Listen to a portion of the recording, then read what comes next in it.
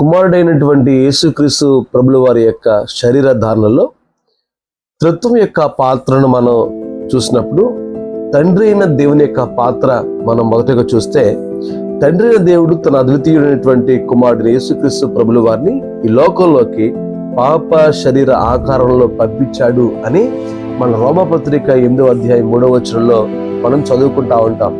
యేసుక్రీస్తు ప్రభుల వారిని శరీర ధారణలో తండ్రి దేవుడు ఆయన్ని ఏ విధంగా పంపించాడంటే పాప శరీరాకారంతో పంపించాడు. ఇదే విషయాన్ని దావీదుకు కూడా తండ్రి అయిన దేవుడు వాగ్దానం చేసినట్టుగా గలతీ పత్రిక 4వ అధ్యాయం 4వ వచనంలో కూడా మనం చూస్తూ ఉంటాం. అలాగే అపోస్తలుల కార్యాలు 2వ అధ్యాయం 33 నుంచి 40 వచనాల్లో కూడా తండ్రి అయిన దేవుడు కుమారునికి ఏం చేశాడంటే శరీరాన్ని ఇచ్చి ఈ భూమి మీద పంపించాడు.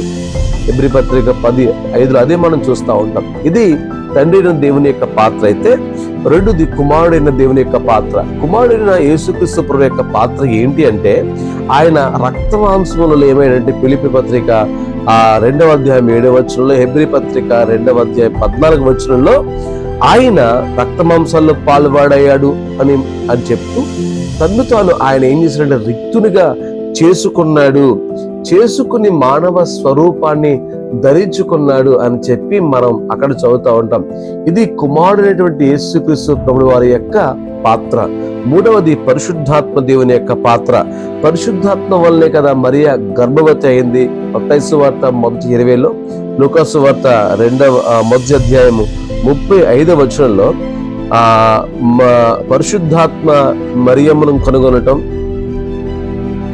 అంటే పిండము మరి గర్భంలో రూపొందించుటకై బీజమును జైగోట్ ని మరి పరిశుద్ధాత్మ దేవుడు తయారు చేయటం, పరిశుద్ధాత్మ దేవుడు మరియమ్మను కమ్ముకోవటం, ఆమెలో మరి ఆ బీజాన్ని నాటడం, ఇదంతా కూడా మనం చూస్తాం. చూడండి, ఈ యేసుక్రీస్తు ప్రభుల వారి యొక్క శరీర ధారణలో తండ్రి, కుమార, పరిశుద్ధాత్మ వాళ్ళ యొక్క పనితీరుని మనం చేసినప్పుడు వారు పనిలో కూడా ఎంత యూనిటీగా ఉన్నారు. అదేవిధంగా వారు దైవత్వంలో కూడా ఈక్వల్ గా ఉన్నారు. కాబట్టి తండ్రి అయిన దేవుడు దేవుడే, కుమారుడు యేసుక్రీస్తు వారు దేవుడే, పరిశుద్ధాత్ముడు కూడా దేవుడే. 1+1+1 = 1.